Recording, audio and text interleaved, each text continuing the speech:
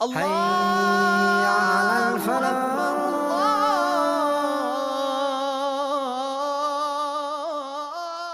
الله أكبر. بسم الله والحمد لله والصلاة والسلام على نبينا وعلى آله وأصحابه ومن والاه فسلام الله عليكم ورحمة الله وبركاته يا مسلمون ومسلمات እንዲሁም ይህን መርሃ ግብር የምትከታተሉ ክርስቲያን ታዳሚዎች ሁላችሁንም ሰላም ብያለሁ። ኢንሻአላህ ከዚህ ቀጥሎ የሥላሴ ትምህርት በተከታታይ ትምህርት እንማራለን ማለት ነው። አሁን ዛሬ የሥላሴ መግቢያ እናይና ከዛ በኋላ በየሳምንቱ ለሥላሴ ትምህርት ድምዳሜ ላይ ያደረሱን ያሏቸውን ጥቅሶች ኦሪት ዘፍጥረት ምዕራፍ 1 ቁጥር 1፣ ኦሪት ዘፍጥረት ምዕራፍ 1 ቁጥር 26፣ ኦሪት ዘፍጥረት ምዕራፍ 2 ቁጥር 18፣ ኦሪት ዘፍጥረት ምዕራፍ 3 ቁጥር 22፣ ኦሪት ዘፍጥረት ምዕራፍ 11 ቁጥር 6 እና 7፣ ኦሪት ዘዳግም ምዕራፍ 6 ቁጥር 4፣ ኢሳይያስ ምዕራፍ 6 ቁጥር 3፣ ኢሳይያስ 6 7፣ ኢሳይያስ 48 16፣ ማቴዎስ ወንጌል ምዕራፍ 28 ቁጥር 19 ላይ፣ ማቴዎስ 3 17፣ ሁለተኛ ቆሮንቶስ 14 13፣ አንደኛ ዮሐንስ መልእክት 5 7 የመሳሰሉ ጥቅሶችና ራዕየ ዮሐንስ 14 1 ላይ የመሳሰሉ ጥቅሶችን ለሥላሴ ትምህርት ድምዳሜ ያደርሰውናል ብሎ የሚያስቧቸውን ጥቅሶች ኢንሻአላህ እናያለን ማለት ነው። ሥላሴ ማለት ምን ማለት ነው? ራሱ ማለት ነው ሥላሴ የሚለው የግዕዝ ቃል ሰለሰ ወይም ሶስት አደረገ ከሚል ስራው ቃል የመጣ ሲሆን ሲምፕሊ ሶስትነት ማለት ነው። ራሱ ማለት የስም መደቡ ራሱ ስሉስ ነው። ስሉስ ማለት ሶስት ማለት ነው። ስለዚህ ሥላሴ ማለት ምን ማለት ነው ከተባላችሁ ሥላሴ ማለት ሶስትነት ማለት ነው። በተመሳሳይም ትሪኒቲ የሚል የእንግሊዝኛ ቃል ትሪኒቲ ምንድነው? ትሪኒታስ ከሚል የላቲን ቃል የመጣ ሲሆን ሶስትነት ማለት ነው። ስሪነስ ማለት ነው። የስም መደቡ ትሪነስ ነው። ትሪነስ ማለት ሶስት ማለት ነው በላቲን ማለት ነው። አምላክ ወይም እግዚአብሔር በማንነት ሶስት ነው የሚለው አስተምሮት ሥላሴ ይባላል። ሥላሴ የሚለው ቃል ባይብል ላይ እንደሌለ የሥላሴ አማንያን ያምናሉ። እንደውም አንዳንድ ኦርቶዶክሶች ላይ የሰማንያዱ ላይ ተጨምሯል። ራሱ ሥላሴ የሚለው ቃል ጨምሮ በኋላ ላይ ያወጡት ማለት ነው እንጂ ሥላሴ የሚለው ባይብል ላይ ቃሉ የለም ብለው ክርስቲያን ስኮላሮች ያምናሉ። ራሱ ኖርማሊ ማለት ነው። አሁን ለምሳሌ ስትመለከቱት በእንትኖች ላይ ማለት ነው የጨመሩበት ማለት ነው። ሥላሴ የሚለው የግዕዝ ቃል ያው ሰለሰ ከሚለው ሶስት አደረገ የሚል የመጣ ነው። ሶስትነት ማለት ነው። እና የብሉይ ኪዳን ነቢያት ግልጠተ መለኮት የሚመጣላቸው የነበረው በዕብራይስጥ ወይም በአረማይስጥ እንጂ በግዕዝ አልነበረም። ነገር ግን በ1980 በታተመው በሰማንያዱ 81 ቀኖና በሚባሉ ላይ ሥላሴ የሚለው ቃል እንደተጠቀሙ ነቢያቶች በማስመሰል በአምስት መጽሐፍት ውስጥ 14 ቦታ ቀስረውታል ወይም ጨምረውታል። ለምሳሌ መጽሐፈ ሲራክ ምዕራፍ 44 ቁጥር 10፣ መጽሐፈ ሲራክ ምዕራፍ 39 ቁጥር 21፣ መጽሐፈ ሲራክ ምዕራፍ 15 ቁጥር 17፣ መጽሐፈ ሲራክ ምዕራፍ 3 ቁጥር 22 ላይ ሥላሴ የሚለው ቃል አስገብተውታል።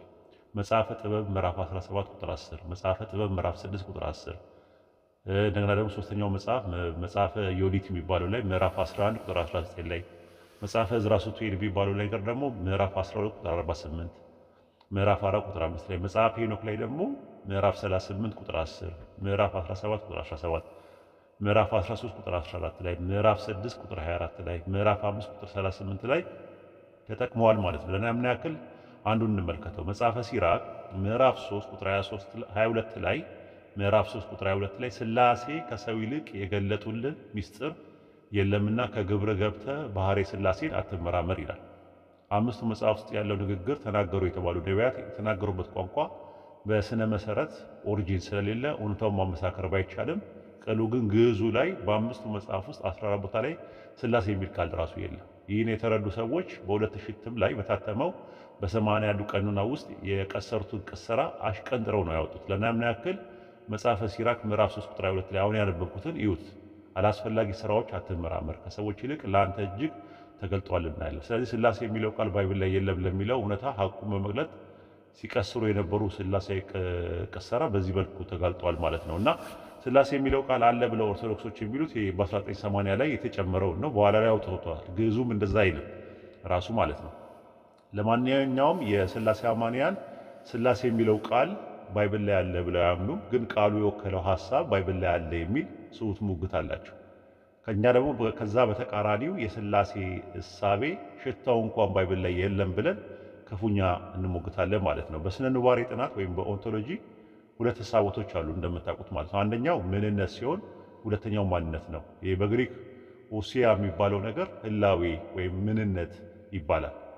እንደገና ደግሞ ፕሮሶፖል ወይም ደግሞ ቅዋሜ በሚባለው ወይም ቅዋሜ ምንነት ቅዋሜ ማንነት ወይም ቀዊ ማንነት የሚባለው ፐርሰን ይባላል ማለት ማንነት። ለምሳሌ ምንነት የማንነት መሰረት ነው። ማንነት ደግሞ የምንነት መገለጫ ነው። ለምሳሌ አንተ ምንድነህ ሲባል ሰው ነኝ ይላል። ማነህ ሲባል ደግሞ እከሌ እከሊት ብለን ለምሳሌ እኔ ወሂድ ነኝ ይላል። ከዛ በኋላ እዛ ጋር ሄዶ ደግሞ አቡ ሃይደር ነኝ ይላል። ስለዚህ በማንነት ደረጃ ሰዎች ይለያያሉ ማለት ነው። ልክ እንደዛው ኦንቶሎጂካል ላይ ወሂድ ብለን ግላዊነትና እኔነት የምንጠቀምበት ነው። እዚህ ድረስ ከተግባባን ሥላሴ በአካል ማለትም በማንነት ሶስት ሲሆኑ እነርሱም አብ ወልድ መንፈስ ቅዱስ ናቸው። በኑባሬ ማለትም በምንነት ደግሞ ሁሉም አምላክነትን ስለሚጋሩ አንድ ናቸው ተብሎ የሚታሰበው ምሳሌ ነው። ለምሳሌ በዓለም ላይ ስንት ሰው አለ ሲባል ወደ 7 ቢሊዮን ነው መሰለኝ ያለው 7 ቢሊዮን ሰው አለ ይባላል።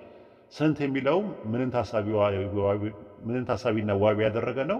ማንነትን ታሳቢና ዋቢ ያደረገ ስለሆነ በዓለም ላይ ያለው ሕዝብ ብዙ ነው። ግን በምንነት ደረጃ ደግሞ ስንት ነው? አንድ ነው ራሱ። እኔም ሰው ነኝ፣ ያም ሰው ነው፣ ሁላችንም ሰው ነን እና በሰውነት አንድ ነን ራሱ። ሥላሴ ማለት እንደዛ ነው ራሱ። አምላክ አንድም ሶስትም ነው የሚል ትምህርት ነው ራሱ። በሥላሴ ሕሳቤ አንድ ማንነት የሆነው አንድ አምላክ የለም። ከዛ ይልቅ አንድ አምላክ የሚባለው የሶስቱ አካላት ባህሪ ወይም ምንነት ነው። ለምሳሌ ዛኪር፣ ቢላል፣ ሻቢር በማንነት ሶስት ሲሆኑ በምንነት ግን አንድ ናቸው። ሶስቱም ምንነታቸው ሰው ነው። ስለዚህ ዛኪር፣ ቢላልና ሻቢር በማንነት ሶስት ሰዎች እንደሆነ ሁሉ በምንነት አንድ ሰው ናቸው። እንደዚሁም አብ ወልድ በመንፈስ ቅዱስ በማንነት ሶስት አማልክት ናቸው። ኖርማሊ እንመጣበታለን እሱ። በምንነት ደግሞ አንድ አምላክ ናቸው። ስለዚህ በዓለማችን ላይ እንዳለው ብንጠይቅ 7.6 ቢሊዮን ሰዎች አሉ እንላለን። ሁሉን የፈጠረ ግን አንድ አምላክ ስንት ነው? ሁሉን የፈጠረ ስንት አምላክ ነው ስንል ግን መልሳችን ሕሊናውም ስለማይቀበለው አንድ ብለን ነው ምንድነው ማለት ነው። ስንት ሰው አለ የሚባለው ማንነትን ታሳቢና ጥያቄ እንደሆነ ሁሉ ስንት አምላክ አለ ሲባልም ማንነትን ታሳቢና ዋቢ ያደረገ ነው። ስለዚህ ስንት ስንል ማንነትን ነው። ቅሉ ግን ነው ተብሎ እንጂ ናቸው ተብሎ የሚጠራ አምላክ በባይብል ውስጥ ብትፈልጉ አታገኙም። እግዚአብሔር በማንነት ወይም በአካል ሶስት ነው ወይም ደግሞ አብ ወልድ መንፈስ ቅዱስ አንድ አምላክ ናቸው የሚል ትምህርት ባይብል ላይ ፈጽሞ የለም ማለት። ሥላሴ የሚለው ቃል ብቻ ሳይሆን ቃሉ የወከለው ሐሳብ የለም። ሐሳቡ ምንድነው? እግዚአብሔር በስም በአካል በግብር ሶስት ነው ወይም አምላክ በስም በአካል በግብር ሶስት ነው የሚል ትምህርት ባይብል ላይ የለም ራሱ ኖርማሊ ማለት ነው። አብ ወልድ መንፈስ ቅዱስ አንድ አምላክ ናቸው የሚል ባይብል ላይ የለም። ናቸው ተብሎ የሚመለክ አምላክ ባይብል ላይ የለም። ስለዚህ ሥላሴ የሚለው ቃሉ ብቻ ሳይሆን ቃሉ የወከለው ሐሳብ ባይብል ላይ የለም ማለት ነው። ታዲያ እንደዛ ከሆነ አንድም ሶስትም በሚሉበት አምላክ አንድም ሶስትም ሲሉ ሶስት የሚለው ነገር ወደ ምን ያመራቸዋል? ወደ ሶስት አምላክ ራሱ ያመራቸዋል ኖርማሊ። ለምሳሌ ዘፍጥረት 1:1 ላይ በረሺት ባራ ኤሎሂም ኤታ ሸማኢም በረሺት ባራ ኤሎሂም ኤታ ሸማኢም ወኤት አሬስ ይላል ራሱ። በመጀመሪያ ኤሎሂም ሰማይና ምድርን ፈጠረ ይላል። ኤሎሂም የሚለውን ቃል ትርጉሙ አማልክት ማለት ነው። አማልክት ተብሎ የተባለው ደግሞ ሥላሴን ያሳያል እያሉ ይነግሩናል ማለት ነው። ስለዚህ ሥላሴ ማለት በእነሱ ትምህርት አማልክት ናቸው ራሱ ኖርማሊ። ኤሎሂም ማለት አማልክት ማለት ነው የሚለውን ስለሚጠቀሙበት ማለት ነው። ሌላው ስሉስ ማለት ሶስት ማለት ነው። ልብ አድርጉ። ስሉስ አምላክ ይላሉ ሲጠቀሙ። ስሉስ አምላክ ማለት ሶስት አምላክ ማለት ነው። ለምሳሌ ሰይፈ ሥላሴ ዘረቡ ምዕራፍ 4 ቁጥር 31 ላይ መለኮት በአካል ሶስት ሲሆን በባህሪ አንድ ነው ይላሉ። ልብ አድርጉ። መለኮት በአካል ሶስት ነው ብሎ ነው የሚያሉ። ሰይፈ ሥላሴ ዘሐሙስ ምዕራፍ 5 ቁጥር 22 ላይ ሶስት ልዑላን ገዢዎች ይላል። ልዑል አይደለም እኮ ልዑላን ገዢ ሳይሆን ገዢዎች። ሰይፈ ሥላሴ ዘሐሙስ ምዕራፍ 5 ቁጥር 23 ላይ ሶስት ጌቶች ናቸው ይላል።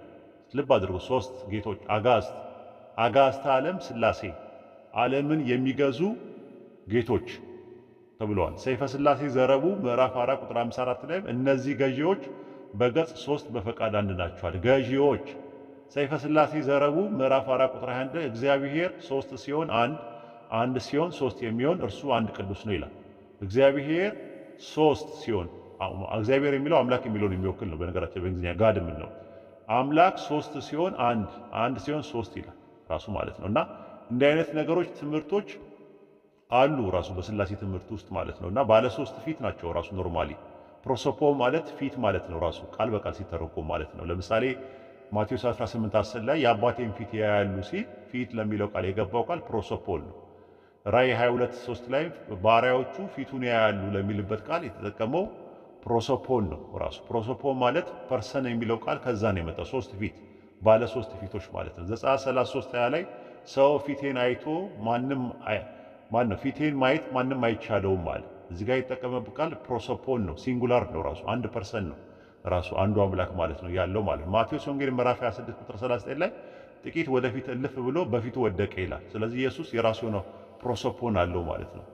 ፊት አለው፣ ራሱን የቻለ ፊት አለው ማለት ነው። ይህንን ነው የሚያሳየው ማለት ነው። እና ሰይፈ ሥላሴ ዘረቡ እንዳየነው ምዕራፍ 4 ቁጥር 31 ላይ መለኮት በአካል 3 ሲሆን በባህሪ አንድ ነው የሚለው ልክ እንደ ሰው እኛ አንድ ሰው ነን፣ እንደገና ደግሞ 7 ቢሊየን ነን ብለን እንደምንለው ሁሉ በተመሳሳይ ነው ራሱ ማለት ነው። እንዚራ 7 ምዕራፍ 11 ቁጥር 49 ላይ ሶስት ገዢዎች በአንቺ ተጠለሉ ይላል። ራሱ 3 ገዢዎች ማለት 3 ገዢዎች አስቡት። 3 የሚገዙ ምን አሉ? ገዢዎች አሉ ማለት ነው። 3 ገዢዎች በአንቺ ተጠለሉ ተብሎ ነው እንትን የተባለው ማለት ነው። እና ይሄ እንግዲህ እንደምናየው ነው። ሌላው ሃይማኖተ አበው ምዕራፍ 99 ቁጥር 41 ላይ አምላክሰ ስሉስ እንበለ ቴልዮ ይላል። አምላካችን ያለመለየት 3 ነው እያለ ይናገራል። ያለመለየት ስንት ነው? 3 ነው ተብሎ ይታመናል ማለት ነው። ስለዚህ ሥላሴ የሚለው ቃል ቀርቶ ሥላሴ የወከለው ሐሳብ እግዚአብሔር በማንነት ወይም በአካል 3 ነው፣ አብ ወልድ መንፈስ ቅዱስ አንድ አምላክ ናቸው የሚል ሽታው ባይብል ላይ አታገኙ። ባይብል ላይ ብዙ ቦታ ላይ አምላክ አንድ ነው የሚል ብሉይ ኪዳን ላይ 4 ቦታ አለ። አዲስ ኪዳን ላይ 16 ቦታ ላይ አምላክ አንድ ነው የሚል ጥቅስ አለ። ነቢያትም ሐዋርያትም አምላክ አንድ ነው ብሎ ነው ያስተማሩት። ውልብ ብሎባቸው አምላክ አንድም 3ም ነው ብሎ አላስተማሩም። አምላክ በአካል 3 ነው ብለው አላስተማሩም። አንድ አምላክ አለ አብ ነው ብለው ነው ሁሉም ያስተማሩት። ኢየሱስን የላከው ጥንት ሲመለክ የነበረው ነቢያትን ሲልክ የነበረው በተለያየ ጎዳና ለአባቶች በነቢያት ሲናገር የነበረው አብ ነው። አንድ አምላክ ተብሎ የተቀመጠው በመጽሐፍ ቅዱስ አብ ነው ራሱ። ስለዚህ አብ ወልድ መንፈስ ቅዱስ አብ አምላክ ነው፣ ወልድ አምላክ ነው፣ መንፈስ ቅዱስ አምላክ ነው፣ ግን አምላክ አንድ ነው በሚል ስሌት ያሰሉትና ሥላሴን ለመስራት ይዳዳቸዋል። ለጊዜ ወልድና መንፈስ ቅዱስ አምላክ ናቸው ወይስ አይደሉም የሚለው ሙግት ይቆየንና 3ቱ አንድ አምላክ ናቸው የሚል የት አለ? በእናንተስ ቀመር አብ አምላክ ነው፣ ወልድ አምላክ ነው፣ መንፈስ ቅዱስ አምላክ ነው ካላችሁ መላእክት አማልክት እንደሆኑ ይናገራል። ነቢያት አምላክ እንደሆኑ ይናገራል። የእስራኤል ዳኞች አምላክ እንደሆኑ ይናገራል። ስለዚህ እነሱ ለምንድን ነው የማይደመሩት? ራሱ አምላክ የተባለ ነገር ሁሉ አንድ አምላክ ውስጥ ለምንድን ነው የሚገባው? የእስራኤል ዳኞች አምላክ ተብለዋል። ራሱ መዝሙረ ዳዊት ምዕራፍ 138 ቁጥር 1 ላይ ይሁት በአማልክት ፊት እዘምራለዋል። አማልክት የሚለው የዕብራይስጥ ኤሎሂም ነው የሚለው። አማልክት ያላቸው እነማን ናቸው? ግሪክ ሰብስጀንት ላይ መላእክት ብሎ ነው ያስቀመጣቸው። አማርኛ ላይም መላእክት ብሎ አስቀምጧቸዋል። እንግሊዝኛ ላይም መላእክት ብሎ አስቀምጧቸዋል። ራሱ መዝሙረ ዳዊት 8:5 ላይ ይሁት ከአማልክት ይልቅ እጅግ አሳነስከው ይላል። እንደውም መዝሙረ ዳዊት 138 ቁጥር 1 ላይ እንግሊዝኛው ጋድስ ብሎ ነው የሚያስቀምጠው ስለ መላእክት ሲያወራ። ስለዚህ መላእክት ተብሎ የተቀመጠው የዕብራይስጥ ቃል ኤሎሂም ሲሆን አማልክት ማለት ነው። ኤሎሃ ማለት ትርጉሙ አምላክ ማለት ነው። የኤሎሃ ብዙ ቁጥር ኤሎሂም ማለት ነው። ራሱ አማልክት ማለት ልክ ቄስ ተብሎ ቄሶች አይባልም። ራሱ ጸያፍ ርቢ፣ ስለዚህ ቀሳውስት ይባላል። መንፈስ ተብሎ ጸያፍ ርቢ መንፈሶች አይባልም፣ መናፍስት ይባላል። አምላክ ተብሎ ሲባዛ አምላኮች ሳይሆን በማለት ፋንታ ጸያፍ ርቢ እንዳይሆን አማልክት ተብለዋል። በተመሳሳይ አይሁዳውያኖች ሰው ስትሆን ራስህ አምላክ አድርጋል ብለው ስለከሰሱት የሐሰት ክስ የመለሰው መልስ ኢየሱስ ምንድነው? የእግዚአብሔር ቃል የመጣላቸው በአጠቃላይ አማልክት አምላክ ተብለዋል የሚል ጠንካራ ምላሽ ሰጥቷል። ዮሐንስ ወንጌል ምዕራፍ 10 ቁጥር 33 እና 34 ላይ አንተ ሰው ስትሆን ራስህን አምላክ ስለማድረግ ብለው ለከሰሱት የሐሰት ክስ ምን አላቸው? ኢየሱስም እንዲህ አላቸው፣ እኔ አማልክት ናችሁ አልኩ ተብሎ በሕጋቸው የተጻፈ አይደለምን? መጽሐፍ ሊሻር አይቻልም። እነዚያ የእግዚአብሔር ቃል የመጣላቸውን አምላክ ካላቸዋል። ስለዚህ እግዚአብሔር ቃል የመጣላቸው አምላክ ተብለዋል። ራሱ ማለት እግዚአብሔር ቃል የመጣላቸው እነማን ናቸው? ኦሪት ዘፍጥረት ምዕራፍ 15 ቁጥር 4 ላይ የእግዚአብሔር ቃል እንዲህ ሲል መጣለት ለማ ለአብርሃም። አንደኛ ነገሥት ምዕራፍ 17 ቁጥር 2 ላይ የእግዚአብሔር ቃል እንዲህ ሲል መጣለታል ለማ ለሰለሞን። ሁለተኛ ነገሥት ምዕራፍ 20 ቁጥር 4 ላይ የእግዚአብሔር ቃል እንዲህ ሲል መጣለታል ለማ ለኤልያስ። እሺ ኤርሚያስ ምዕራፍ 1 ቁጥር 2 ላይ የእግዚአብሔር ቃል መጣለት ይላል ለማ ለኤርሚያስ። ስለዚህ ያህዌ በነቢያት ማህበር ቆሞ ሁሉንም ነቢያት አምላኮች ናችሁ ብለዋቸዋል። መዝሙረ ዳዊት ምዕራፍ 82 ቁጥር 1 ላይ እግዚአብሔር በአማልክት ማህበር ቆመ አለ። ይሄ አይሮኒክ አይደለም፣ ምጸት አይደለም፣ ራሱ ምጸት አይደለም፣ ራሱ ለበጣና የሽሙጥ አነጋገር ነው ይላሉ ፕሮቴስታንቶች። ግን እና አባ ጊዮርጊስ ዘጋስጫ ቸርች ፋዘርስ እነዚህን ነገሮች ለነቢያት ይጠቀሙበታል። ራሱ ኖርማሊ እንደውም አይ ቲንክ የ80 ላይ በሚባለው ላይ የክሌመንት ቀለሜንጦስ በሚባለው መጽሐፍና የዲዮስቆሮስ ምናምን የሚባለው መጽሐፍ ኤጲስቆጶሳትን አማልክት የሚለው እነሱን ነው ብሎ ማስቀምጦታል። ኤኒዌይ መዝሙረ ዳዊት 82 አንድ ላይ እግዚአብሔር በአማልክት ማህበር ቆመ ወይም በአምላኮች ማህበር ቆመ። ከዛ ምን አላቸው? 82:6 እኔ ግን አማልክት ናችሁ ሁላችሁም የልዑል ልጆች ናችኋል። ስለዚህ እነዚህ አማልክት ከተባሉ ለምን ስላሴ ውስጥ አይገቡም? ራሱ ኖርማሊ አብ አምላክ ነው፣ ወልድ አምላክ ነው፣ መንፈስ ቅዱስ አምላክ ነው በሚል ሄደን መላእክት አምላክ ናቸው፣ ነቢያቶች አምላክ ናቸው፣ እንደገና ደግሞ የእስራኤል ዳኞች ደግሞ አምላክ ተብለዋል። ኦሪት ዘጸአት ምዕራፍ 21 ቁጥር 6 ላይ ጌታውም ወደ ዳኞች ይውሰዳቸው የሚለውን የእንግሊዝኛውን የእንትኑ የዕብራይስጡን ወደ ኤሎሂም ነው የሚለው ወደ አማልክት ይውሰደው ይላል። ዘጸአት ምዕራፍ 22 ቁጥር 8 ላይ ሌባ ባይገኝ ባለቤቱ ወደ አማልክት ይቀርባል። ስለዚህ በእናንተ ስነ አመክንዮ አምላክ የሚለው ቃል ወስደን አብ አምላክ ነው፣ መላእክት አምላክ ናቸው፣ ነቢያት አምላክ ናቸው፣ የእስራኤል ዳኞች አምላክ ናቸው። ስለዚህ እነዚህ ማንነቶች ሁሉ አንድ አምላክ ናቸው ብለን ያስኬዳል ወይ ነው። ይሄ ስሁት ሙግት ነው። አንድ አምላክ የሚለው ከኔ በቀር ሌላ አምላክ የለም የሚል አንድ ማንነት የባህሪ መገለጫ ኦንቶሎጂካል ተርም ሲሆን አምላክ ወይም አማልክት የሚለው ቃል አቀባይ ወይም አፈቀላጤ ለሆኑ ለመላእክት፣ ለነቢያት፣ ለኢየሱስ ሁሉ ለእስራኤል ዳኞች ሁሉ የጸጋ መገለጫ ፈንክሽናል ተርም ሆኖ ይመጣል ማለት ነው። የሚገርመው የጀስቲንስና የኦሪገን የአትናቴዎስ አሊያም የፕሮቴስታንት ስላሴ ራሱ ሲቀበሉ ፈንክሽናል ሰቦርዲኔሽን ይቀበላሉ። ራሱ በስላሴ መካከል የአብ ራሱን የቻለ ፈቃድ፣ ስሜት፣ እውቀት አለው፣ ወልድም እንደዛው፣ መንፈስ ቅዱስም እንደዛው የሚል ትምህርት ነው ያላቸው። ከዛ በተቃራኒ ደግሞ ካምቦዲሲያንስ ፋዘርስ የሚባሉት የቂሳሪያ አውሳ ባስሊዮስ፣ የእንዚናዙ ጎርጎሪዮስ የኦርቶዶክስ ስላሴ ሶሻል ትሪኒቲ ነገር አላቸው። ራሱ ኩነት የሚባለው ነገር ማለት ነው። ኩነት በአብ ልብነት ወልድና መንፈስ ቅዱስ ያስባሉ፣ በወልድ ቃልነት አብና መንፈስ ቅዱስ ይናገራሉ፣ በመንፈስ ቅዱስ ትንፋስነት አብና ወልድ ይኖራሉ የሚል ትምህርት አላቸው ማለት ነው። እንግዲህ አንድ ስሜት፣ አንድ ፈቃድ፣ አንድ እውቀት አላቸው። አብ ወልድ መንፈስ ቅዱስ አንድ ፈቃድ፣ አንድ ስሜት፣ አንድ እውቀት አላቸው የሚል ትምህርት ነው።